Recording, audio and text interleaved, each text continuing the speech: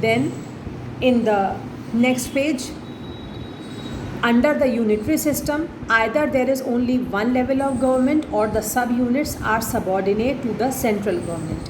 The central government can pass on orders to the provincial or the local government, but in a federal system of government, the central government cannot order the state government to do something. As I have just told you, that the state government is independent to function the way it wants to, and the central government does not interfere in its functioning.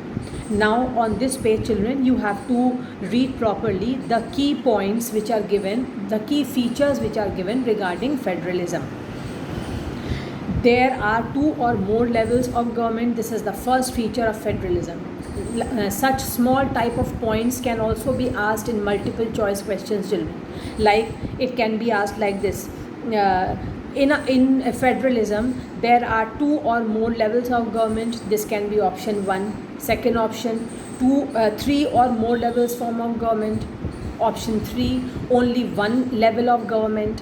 Option 4, all of the above. So your correct option is the first choice.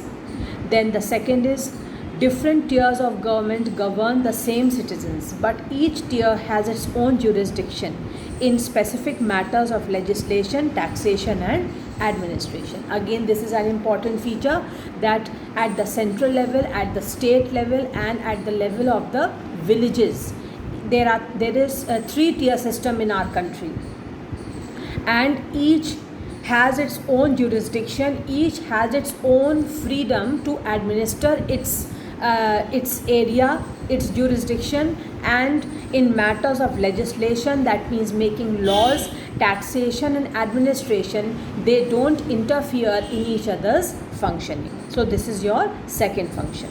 Next function is, the jurisdiction of the respective levels or tiers of the government are specified in the constitution. Everything has been laid down by the constitution, and each tier of the government has to abide by the rules of the constitution.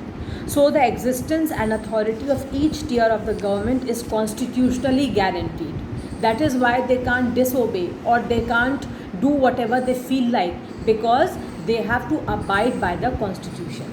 Next, the fundamental provisions of the constitution cannot be unilaterally changed by one level of the government.